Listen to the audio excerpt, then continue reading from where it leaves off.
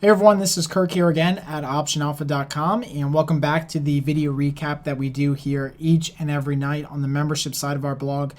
And this is actually video 2 for the night, so I actually sent out a video earlier this morning just to members. It was about 6 a.m. when I woke up and checked my trades and saw that I had a Pandora option that got assigned to me. So for those of you who are members, check your inbox because you have that video from early this morning. And I apologize for how groggy I was because it was early and I didn't have any coffee. But at the end of the day here, just want to go over the opening and closing trades as we get very, very close to April expiration. We've got a lot of earnings that are on the deck and for the next couple of days, and which is undoubtedly going to continue to swing this market all over the place. Today, stocks were up to open, then they were all the way down, and then they rallied all the way back up. So just a ton of indecision in the market, and at least today's movement really bodes well for a continued bullish move in stocks. So let's first go over some of the opening trades before we get to the closing trades. And in particular, I wanted to go over the call calendar that we traded in HPQ because this one's a little bit different. I don't think we've traded one of these in quite a while, so I want to go over that one in detail. So what we did here in HPQ is Hewlett-Packard had pretty low implied volatility, and this is when you want to trade these calendars. And what we did is we went ahead and sold the May 35 call and bought the June 35 call. So you'll notice that there's no difference in strikes, like down below in pot here, we have two different strikes, right? We're buying one, selling the other, etc. Well, with a calendar, you're actually trading the same strike, but just different contract months. So in this case, we sold May, which is the front month, and bought June, which is the back month option. And the difference between selling May and buying June was a 60-cent debit in this trade, okay? So let's actually go to the chart here real quick so we can take a look at where Hewlett-Packard is. All right, so here's Hewlett-Packard, and it's been having a nice move up, and it really hasn't dropped like a lot of other stocks have in the last week or so with the market going down, right? It's kind of stayed very, very steady and even kind of slightly moving higher. And our assumption is that at least Hewlett-Packard, if the market rebounds, Hewlett-Packard will rebound very quickly with it and continue to move higher, which is really good for this position. Now, on top of that, we have really low implied volatility right now. And the reason that we want to take advantage of this is because we are selling that front month, and we want that front month option to basically decay in value. And we want that back month option to go up in value as much as possible. Now, it's going to go up in value if Hewlett-Packard rallies, obviously, because we're long a call option. But if implied volatility actually rises at any point, then that will have a greater impact on the back month option that we are long than it will on the short month or front month option that we are short. So that's why we want to trade these during low implied volatility and possibly in a market where implied volatility can go higher. Now, I do know that for Hewlett-Packard, we do have earnings which are coming up at the beginning of or at the end of May. So this really helps us as we get closer to May expiration. We will likely see a move up in implied volatility because of earnings just being on the horizon. And so this is another reason why this is potentially going to be a really good candidate for us for a call calendar spread. So let's go to the trade tab so you guys can see that as well. I want you guys to see where we place these strikes. So here we are inside the trade tab. You'll notice that we sold that front month option, which is the May contract, and we sold the 35s there, so we have that designation of a sell. And then we went back in and bought the 35 contracts for June. So the June contracts out 35. Same strike. We're trading the same strike price of 35. So that gives us that nice calendar looking spread right around 35 or so. And here's actually the risk profile graph. So let me just kind of recenter this here for you guys so you guys can take a look at it.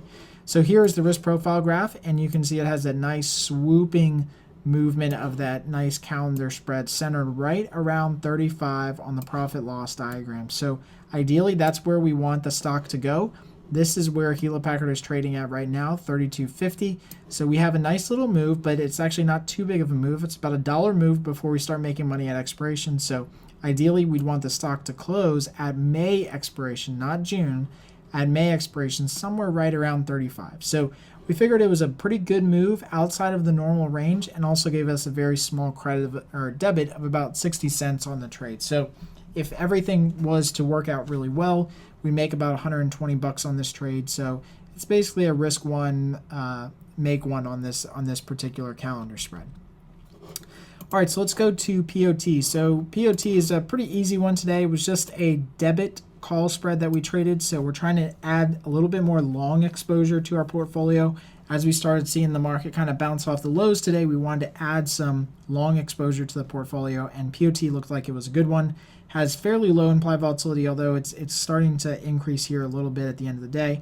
But what we did is went in and bought the 34 calls, sold the 36 calls. So you see it's a $2 wide strike. The difference between those two is $97, and that's what we paid as a debit. Now, the mid price of this trade, what we usually like to do is trade about half the width of the strike. So if the width of the strikes is $2, we like to pay about $1 for that type of spread. So we just paid under that. It was actually a very, very good trade, and very happy for this trade for June. So if we actually go to the chart here of POT, you can see exactly where we traded. So the stock had a pretty good move up in the last day. So it's starting to break out here, which really, really helps and kind of bodes well for a continued move higher. And so what we did is by trading the 36, which is up here, and the 34 down here, we basically made our break-even price right around 35 or so. So that line in the middle in the screen here that I'm kind of bolding and drawing over a couple times, that's the line in the sand that we want to see POT cross above and trade above between now and June expiration. So you'll notice we have tons of time for this security to continue to move. And if it does trade well above that, we'll make a nice big profit on this trade as well. All right, so let's go over some closing trades here today. So one of the trades that we closed out here right before earnings early this morning was the Yahoo trade. So we were actually short the 38.37 credit put spread that was part of our iron condor that we had in Yahoo. We went ahead and closed out at a 96-cent debit. Really didn't want to take the risk of anything happening after earnings. And really, even after earnings, the stock is just trading just barely above 37, so it wouldn't have made a difference anyway. But what we did is just close out this side of the trade. We left on the call side of the trade because that was up around the 39 and 40 strike, so very far out of the money and not going to be affected at all for expiration. So that side of the iron condor will expire worthless. Since this one was in the money, we went ahead and closed this one out at a $96 debit. The total at the end of the day is that after all the adjustments in trading, it was just a $44 loss. So not a big loss on this one, and actually a fairly decent trade. You just got to keep making those types of trades. For JCPenney is actually one that we have had for not even a week or so. I believe we've had this for just about a week. We went in and bought the 9.7 debit put spread to get some negative delta exposure, and as the market was continuing lower, we wanted to add some of that and try to take advantage of that. And we paid about $1.10 for it, and today we closed out that trade for a $1.50 credit. So this max trade, or the max potential profit you can make on this trade, is $2. And if you remember, this is originally a 50-50 bet. So the fact that we've actually made a pretty decent profit here in the last week or so, there's no need to hold this thing all the way through May expiration just for another 50 cents of credit. We've practically made about half of what we could potentially make on this trade in a very short time period. So as far as the best use of our money and the best return on our capital, it's best now just to close out this originally 50-50 trade and take our profits and run. All right, and then the last one that we closed out here today, and I know there was some confusion on this, and this is why I sent out the alert with two different symbols, because Google had a split in the middle of this trade. But I sent out the alert with two different symbols so you guys can see it. On some broker platforms, the contracts were still showing as GOOG, and in some, they were showing as this new symbol GOOGL. So again, if you had those GOOGL, it's the same as the Google contracts. But basically what we did is we closed out Google very early in the morning here. It doesn't seem like it was going to get up to our strikes after we adjust for the split, which was 1070 and 1065. So what we did is we bought that back for a $250 debit and took a $105 loss on it. So again, very small loss on this trade, but really at the end of the day, it just wasn't really moving any significant amount for us to be able to kind of roll this thing to the next contract month or anything like that. So better just to take the loss and move on to other trades.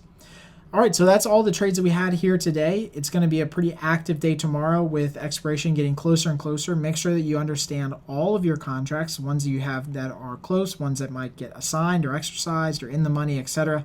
It's important that you guys always ask questions if you have anything. I love to help out with any particular trades, that you might have that you just don't know what to do about it, if you should roll it or if you should just close it, add a comment right below this section, and I'll get back to all of those either tonight or tomorrow before the open.